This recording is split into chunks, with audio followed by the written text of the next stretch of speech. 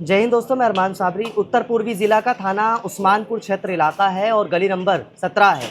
जी हाँ, आपको बता दूं कि यहाँ पर एक भाई ने ही अपनी ही सगी बहन को मौत के घाट उतार दिया। आपको याद दिला दूं कि कल ही रिपोर्ट दिखाई है थाना सीलमपुर के अंतर्गत आने वाली गली नंबर 9 और गौतमपुर इलाके में। फ़र्क इतना है कि थाना यहाँ बदल गया है, वहाँ थाना सीलमपुर था, यहाँ थाना उस्मानपुर है। गली नंबर 17 है, वो गली नंबर 9 थी। क्या कुछ हुआ है सर, ज़रा मुझे बताइए। ये गौतमपुरी गली नंबर 17 है जी जो यहाँ वारदात हुई है। यहाँ जिसके ऊपर इल्ज़ाम आ रहा है उसकी बहन यहाँ फ्लैट में किराए पे रहती थी, तो सुनने में ये आ रहा है और बयान भी लोगों ने दिए हैं जो अभी तक बाकी आगे तफ्तीश तो पुलिस करेगी कि उनके भाई ने उनके ऊपर गोली चलाई है और उनके शायद दिमाग में लग गई है और जिसकी वो डेथ हो गई है जी। कितने साल की लगभग वो महिला होंगी? 32 से 35 के अराउंड होंगी।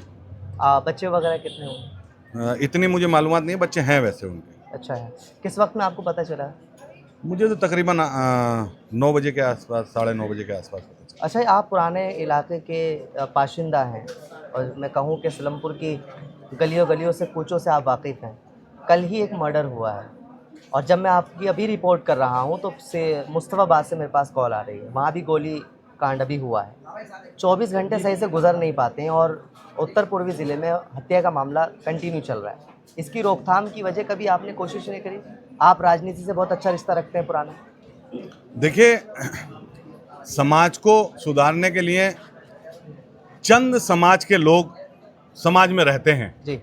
बहुत सारे लोगों ने ये सिलसिला बंद कर दिया जी। क्योंकि जैसे हमने पहले देखा अपने बचपने में कि पूरे इलाके में एक थाना हुआ करता था सीलमपुर का जी। और वारदात कुछ नहीं थी, जीरो का था यहाँ। अब इतने सारे थाने भी हैं, पुलिस सिस्टम भी है, सब कुछ है, लेकिन वारदात उससे 4 गुना बढ़ गई है। हुआ क्या कि समाज के जो जिम्मेदार लोग हैं उन्होंने इस समाज से अपना हाथ खींच लिया और जब वो हाथ खींच लेते हैं तो फिर समाज में कुछ भी होता रहे। जैसे मुझे अभी खबर लगी जब इस मर्डर की, या मुझे जैसे कल वाली खबर लगी, तो एक शॉर्टेड होता था पहले कि अच्छा मर्डर हो गया, बहुत बड़ी बात हो गई। अब तो आदमी कहता अच्छा हाँ हो गया होगा, क्या है क्या नहीं है, वो घर बैठे आदमी बात करता है।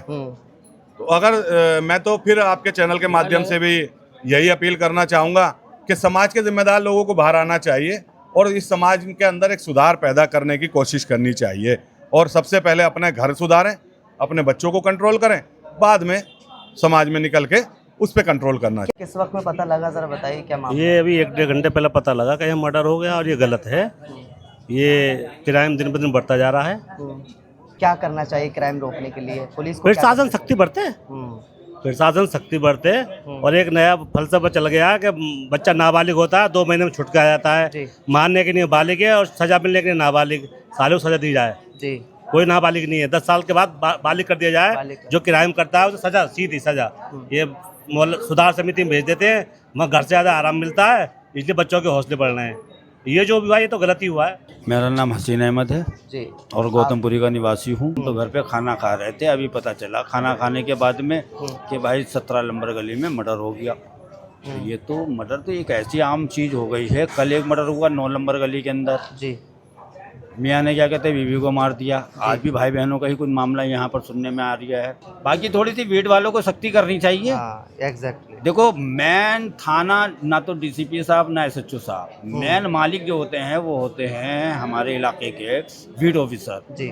उनको हर चीज़ की निगरानी होती है, हर चीज़ का उनके बारे में उनको पता होता है। तो लिहाजा ये है कि बीट ऑफिसर को थोड़ी सख्ती हो जाए लड़कों के ऊपर।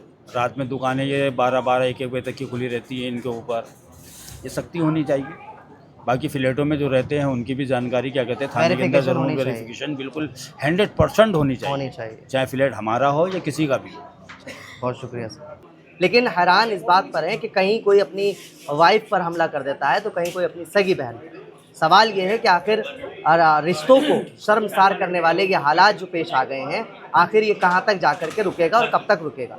अपने आप में बड़ी बात आपको बता दूं कि इस वक्त में मौके पर फॉरेंसिक टीम, इस वक्त में क्राइम टीम, स्पेशल टीम पहुंची हुई है, ऊपर का निरीक्षण कर रही है। जो कुछ भी साक्ष्य जुटाए साथ जा सकते हैं वो साक्ष्य जरूर जुटा रही है। लेकिन आपको बता दूं कि इलाके के अंदर इस वक्त हड़कंप मचा हुआ है और यहाँ जो मामला हुआ है वो मेरठ यानी उत्तर प्रदेश से सरदना एक जगह है, वहाँ से एक उनका वसीमा जो बताई जा रही है, मृतक की पहचान वसीमा से हुई है। वसीमा का भाई आता है और यहाँ पर कुछ ही दिन पहले ही फ्लैट रेंट पर यहाँ लेता है। इसी गौतमपुरी गली नंबर 17 में 3rd मंजिल पर रेंट पर ये लोग फ्लैट लेते हैं। जो वसीमा है वो मैरिड है और उसके बच्चे भी बताए जा रहे हैं, लेकिन हस्बैंड की भी कोई ख़ास जानकारी नहीं है। लेकिन आपको बता दूं कि ये भी बताया जा रहा है, सूत्रों के हवाले से मालूम पड़ा है कि गोलियों से वसीमा को मार दिया गया है। कितनी राउंड गोली चली है या क्या कुछ, कौन से गैर कानूनी वेपन्स का यूज़ किया गया, ये तमाम जांच के विषय हैं। लेकिन आपको बता दूं इस वक्त में बॉडी को उस ऊपर फ्लैट से लेके नीचे आया जा रहा है। फॉरेंसिक टीम, क्राइम टीम मौके पर अभी पहुंची हुई है। सवाल ये है कि आखिर उत्तर पूर्वी जिले में ये कब तक चलेगा। कोई हस्बैंड अपने वाइफ को मार देता है तो कोई आज भाई ने ही अपनी सगी बहन को मौत के घाट उतार दिया। चलिए अब जो पुलिस के लोग हैं वो अब जो बॉडी है, खुद एडिशनल SHO अभी मौके पर पहुंचे हुए हैं। वो जो ऊपर से बॉडी आएगी उसको एम्बुलेंस में यानी पोस्टमार्टम के लिए सपुर्द कराने के लिए इस वक्त में आपकी स्क्रीन पर मैं आपको दिखा रहा हूँ। फिलहाल मौके से जो वसीमा का जो भाई है जिसने ये मर्डर किया है वो यहाँ से फरार है। पुलिस साक्ष्य में जुट चुकी है और उसको ढूंढने में जुटी हुई है।